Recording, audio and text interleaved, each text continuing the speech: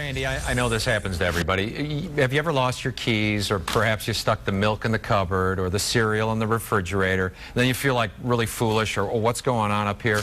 Well, there's a good hypothesis here that your brain is just taking a minute little vacation right here. We've got researchers at the University of Wisconsin-Madison. They expand upon that notion by studying nerve cells, and Dr. Joseph Ogile from the Clayton Sleep Clinic is joining us right now.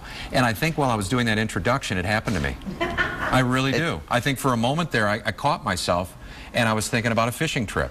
Is that what we're talking about here? Well, it's similar, John. We've speculated on you doing that before. Yeah, it happens all the time. So we're looking at something called microsleeps, which in microsleep, if someone's really sleepy and drowsy or sleep deprived, we may think that they're awake. And of course, our concern is when people are driving or operating heavy equipment, when they're sleepy, haven't gotten enough sleep, they can have seconds. We can measure this in the sleep laboratory, actually. We can see it happen. So the person's eyes will be open, but for a brief period, 3 seconds, 5 seconds, 10 seconds, their brain will actually be asleep.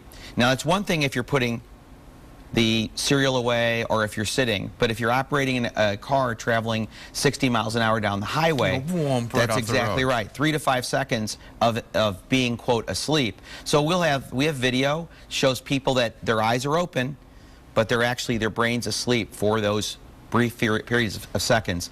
There was a study done in 2010 that blamed up to 16% of fatal automobile accidents on drowsy driving and people falling asleep. Now, is this anything similar to narcolepsy or like a attention deficit disorder? And is it related to any of that? Well, related as far as physiologically, no, it's not really related directly, but those are issues of wakefulness.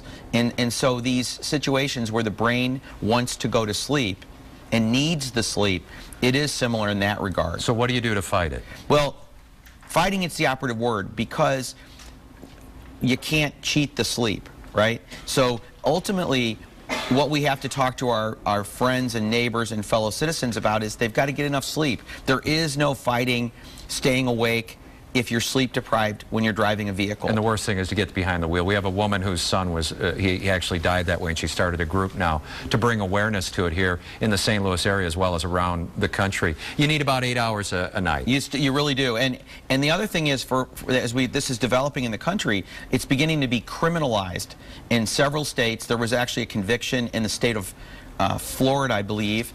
Just recently, there's a trial going on in New York currently where it's an accusation against someone who had a fatal automobile accident, and sleepiness is considered the accusation. So there are laws developing on the books. We don't have a test to measure sleepiness in a driver, so it's somewhat subjective. Right. But they're going back and investigating how much sleep. Dr. Ogile, always fascinating talking to you about this subject because we all deal with it on a daily basis. Thank you so much. Thank you, sir. Randy? Thank you very much, gentlemen.